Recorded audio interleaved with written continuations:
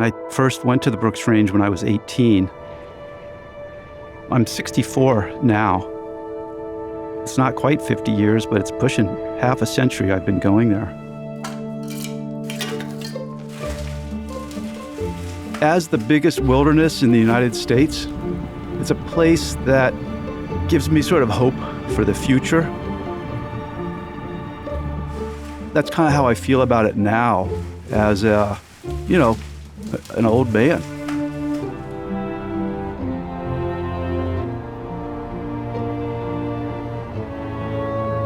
If I add up all the miles that I've walked or paddled, bicycled or ice skated or skied, I think it ends up being about 7,000 miles just in the Brooks Range.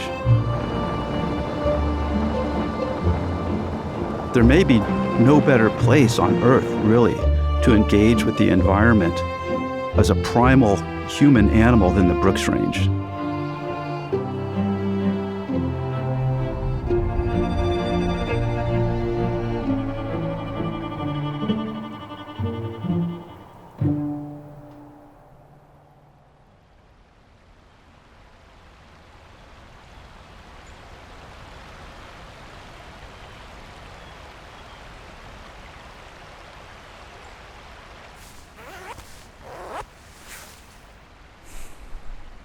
Could you just describe Roman for us?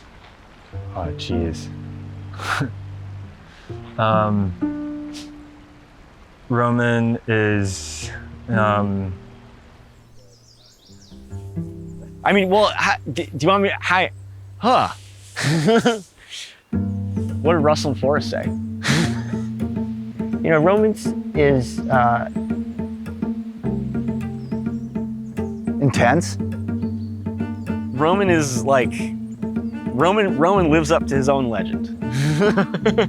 That's what I'll say about Roman. He's got a rough side. I think that's part of what drives him. He's got some inner demons that make him Roman dial. And he's been a real strong friend of mine for 25 years. He's reinvented himself a half a dozen different times. And every time he reinvents himself, he's always the best at everything that he does. He was the top of his field in climbing. He broke ground in hell biking and fat biking, big tree climbing, pack rafting, and now in science.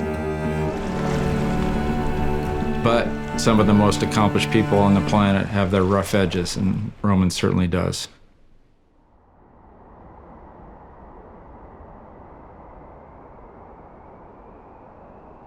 I think I fell in love with Alaska when I was a 9-year-old boy.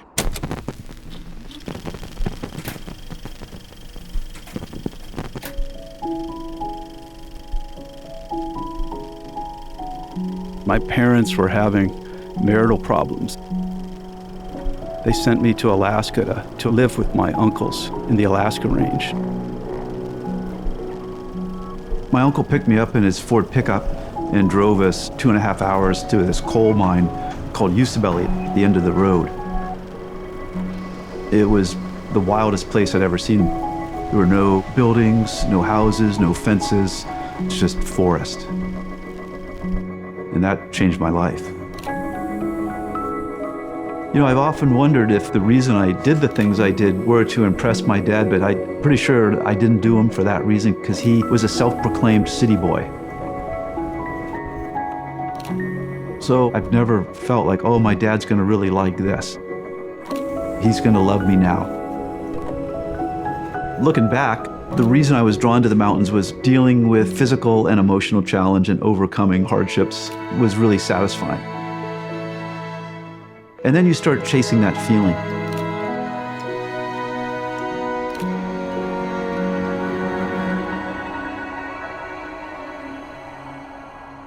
In 1985, Chuck Comstock and I decided to climb the east face of McInness.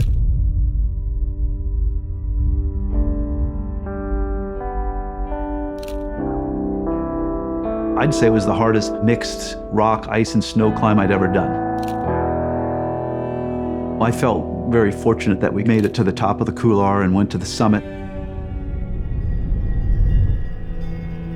It was like 30 below that night. Chuck and I were making our way down, and he was probing in the snow across this col. And he got out towards the end, and he just disappeared from sight. That rope was sort of peeling through my hands. I couldn't really stop it. There's nothing else I could do except go off the other side. And as I was cartwheeling, I had a lot of time to think about this. And I'm thinking, dear Lord, don't let me break any bones. If you have to, just kill me. I was ready to die. I tumbled, and then I came to rest. And we were okay.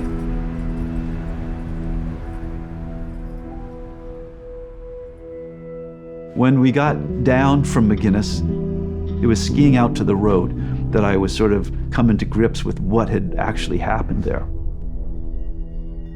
It was a real turning point for me that day. I decided I wanted to have kids. I wanted to marry Peggy.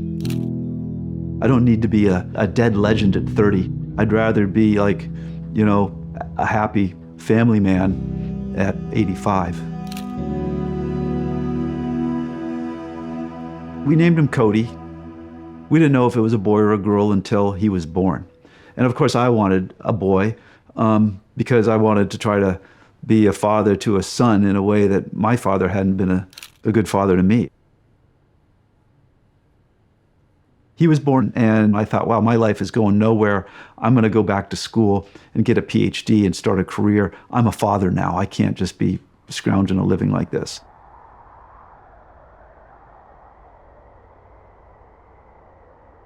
From a really early age, I wanted to be a scientist.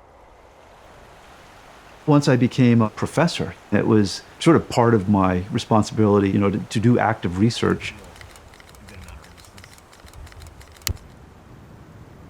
We'll raft about 30 miles over 2 days and then go on a 3-day hike up to look at some acid seeps. Then we'll sample every named creek. This river, at the end of it, has a community that's receiving the water. So we'd like to know how many contaminants of metals are going down to them.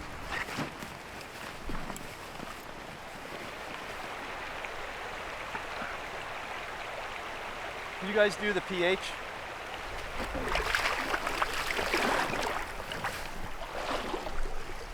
So, let me see. Wow, it's a lot more acidic than I thought. It's almost 5? 5 to 6. What I like to do is take everybody's, what they think it is, and then you average it. Yeah. That way it's like everybody's equal.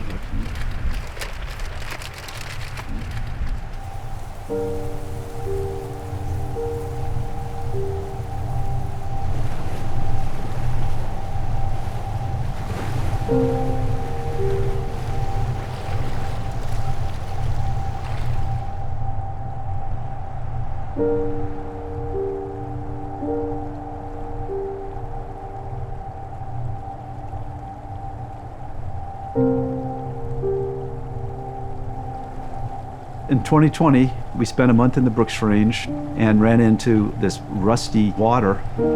And I'd been going to the Brooks Range for 40 years, and I'd never seen that before, and I didn't know what was causing it.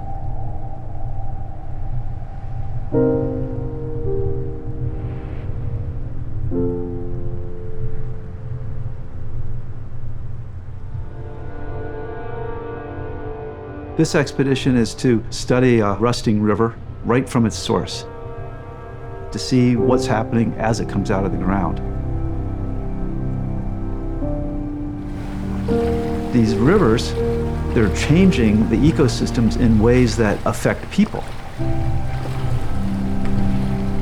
Maybe we can help understand why the salmon are dying off and causing real hardship to people who live off the road network.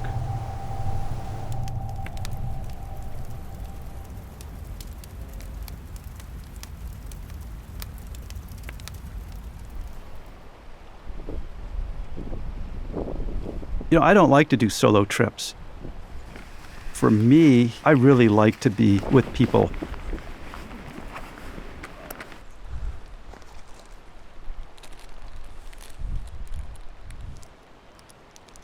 I started working for Roman, doing my senior thesis on the Brooks Range work. This is busted open. That went really well, and Roman said, you know, why don't you just roll straight into a master's? So I said, hell yeah. Russell asked Roman on the trail, like how he picks people, and I think he said something like he looks for durability. I don't know if I'm supposed to say that, but I think that's great.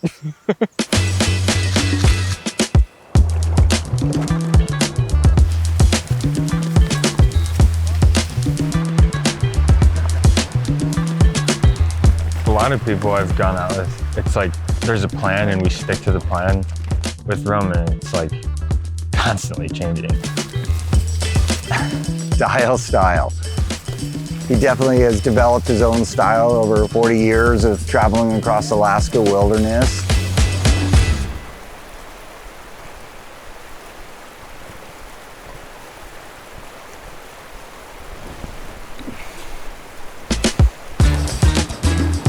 Roman's got a gear that nobody else has. He's the master at pushing the boundaries of what's possible. Most field science in Alaska is helicopter science. It's highly funded, highly expensive. It's like drop-in science. To replicate what he does with helicopters, you'd need millions and millions of dollars. But he's out there doing it on a shoestring and getting much better results. The science dictates where we go. So we beat ourselves to death bushwhacking. There's one creek we forded 135 times.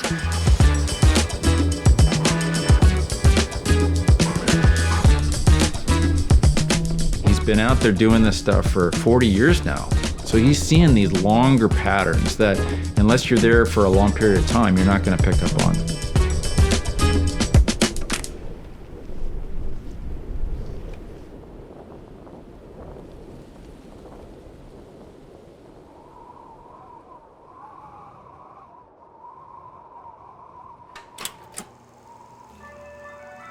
In 1988, we moved to California and I went to graduate school at Stanford. And so the first trips that we did in California were to like the beach, walk around in the woods. I had a backpack carrier and I could ride him on the bike. I was delighted to be a dad.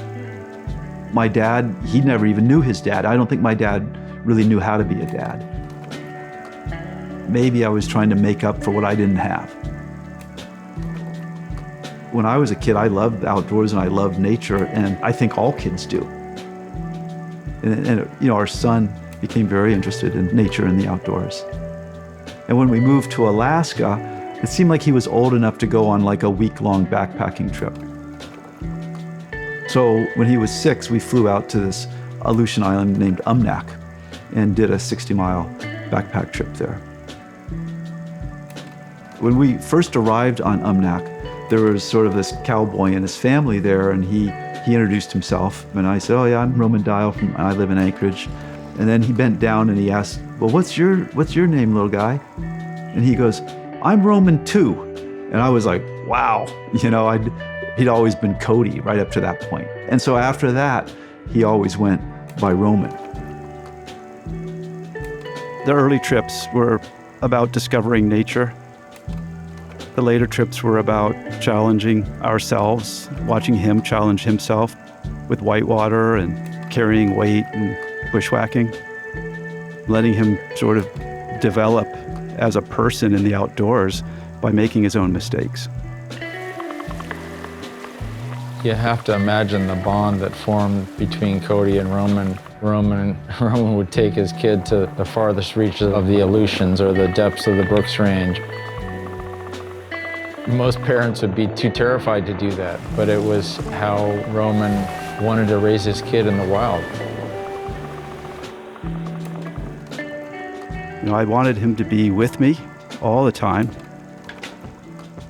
from when he was born.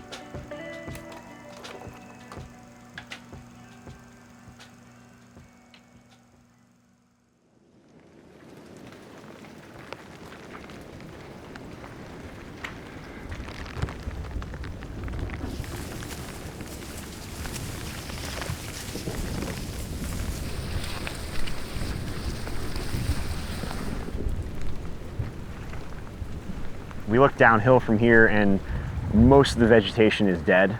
So between here and the creek, we're seeing this brown line of dead vegetation coming out, starting right here where the water's coming out.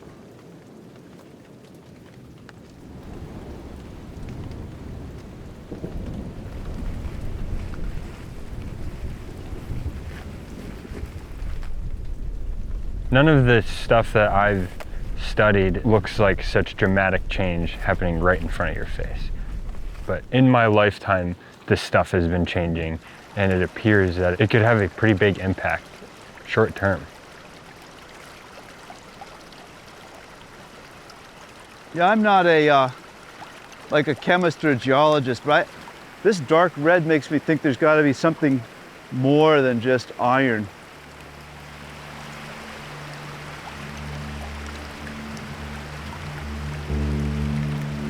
As the climate is warming, permafrost is thawing. Rock that hasn't touched water in thousands of years is now coming in contact with water for the first time. And it causes a chemical reaction that produces acid and liberates the metals from the rock. I mean, it was really pretty. The rocks look blood red, but it's dumping acid and metal into the environment in a really fragile place.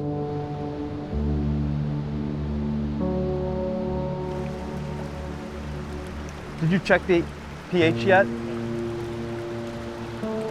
It's maxed out. It is a paradox. You have these moments where you find these things and it's exciting and joyful in a way. But, you know, there's another part of you that's kind of terrifying. I think we should just keep going up it. Yeah, right here. Look at that. It's over, is that like 100?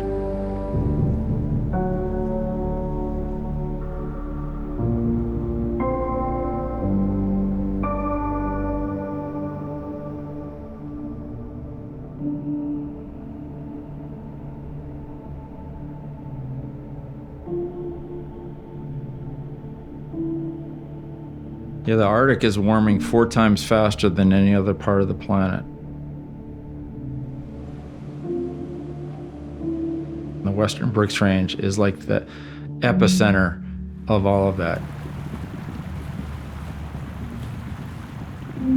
For those of us who've been immersed in the Brooks Range for as long as Roman and I have, there's a certain amount of grief.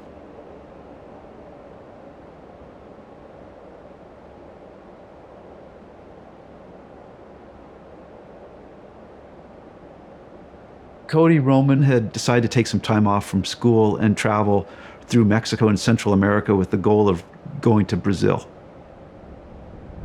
He traveled on his own and emailed me that he was going to be in Costa Rica in a national park where we'd been when he was younger. I didn't hear back from him after he'd gone into this national park. He should have been back, so I raced down to look for him. Los grupos de rescate que buscan al estadounidense Cody saben los The son, following in his dad's footsteps, vanishes in a Costa Rican jungle. Desperate search begins. ABC's Nick Watt. Cody Roman dial and environmental science is brand new.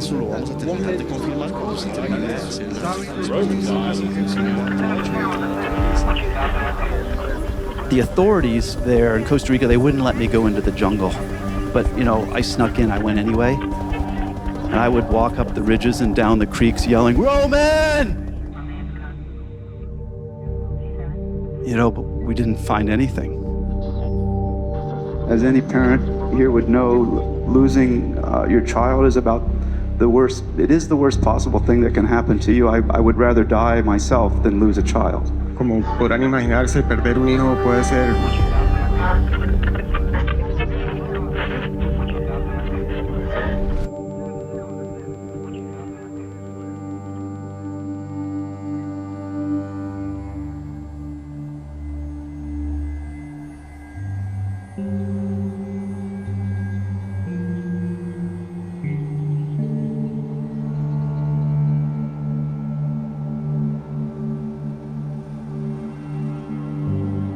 There are times when grief can be really burdening and it's hard to even see color. I still can't really listen to music. It hurts me.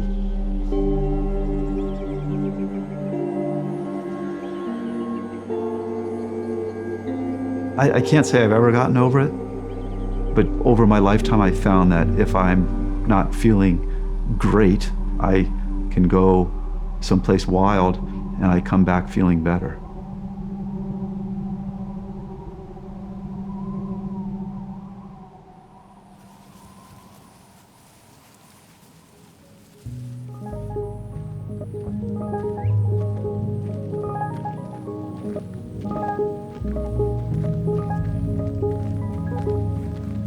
Humanity is much older than civilization. A lot of what makes us a human is how we interact with the natural world. To be able to go to a wilderness place and interact in sort of a fundamental way is really, I think, healthy for us.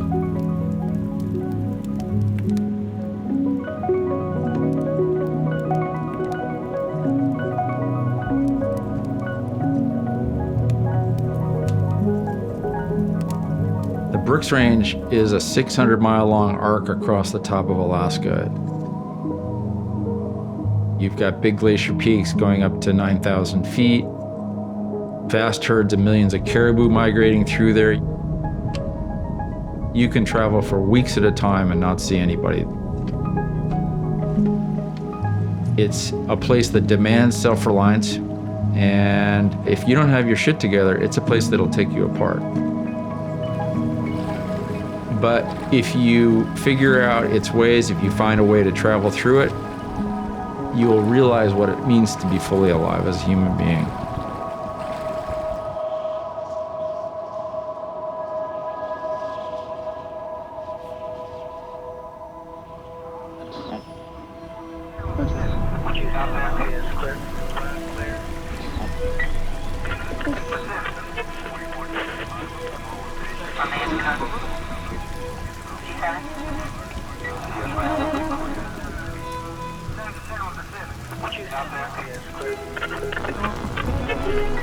While I was looking for him, I'd think back and wonder, how much of this was my fault? I was in part responsible for him being there. He was in Central America, in the jungle, in the wilderness, because I'd instilled in him this interest in going to places like that. I'd shared them with him, and I'd encouraged him on this trip. I looked for my son about a year and a half, almost 2 years. And when I finally, found out that he had died and saw his remains as we carried them out of the jungle, I was really crushed.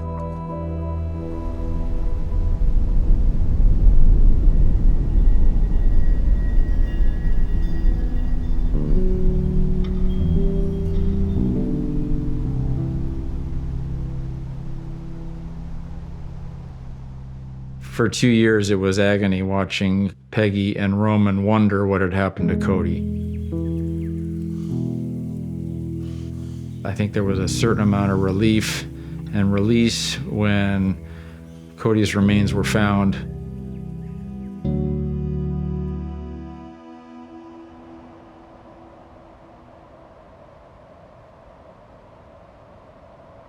That whole experience of what he went through losing Cody was powerful for all of us who were with him and painful to watch.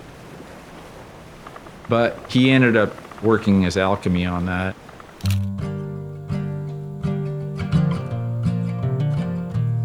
He and Cody shared that passion for science and for immersion in nature, and I think he's transformed that loss into a desire to tell that story of what's happening to their favorite place and, to pass the baton.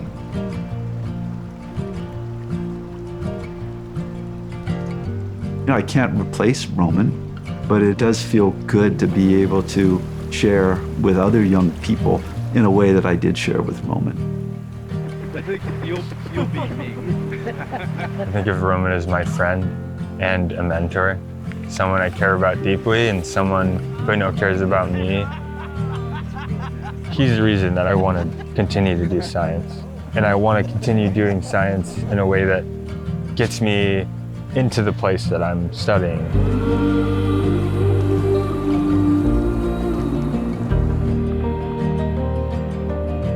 I don't think it's possible to kind of quantify or even describe the love that a father has for their children.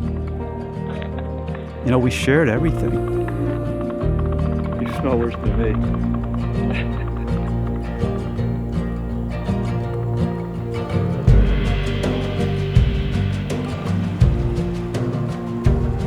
As I look back over my life, I've found that with every setback I've had, I can almost match some experience in nature or some trip in the wilderness that helped me cope with the pain. Yeah, it gives me joy. Maybe in some sense, the best way to fight grief is to look for joy.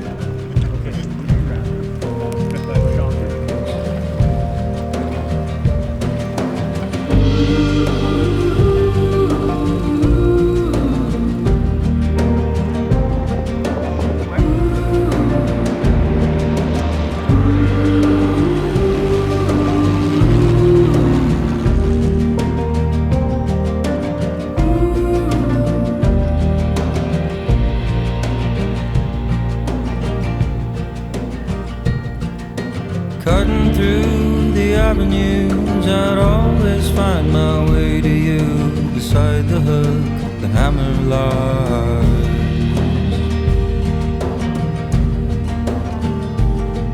And fumbling round in the smoke, spending time chasing ghosts. Hold me down, child. Hold me down, child.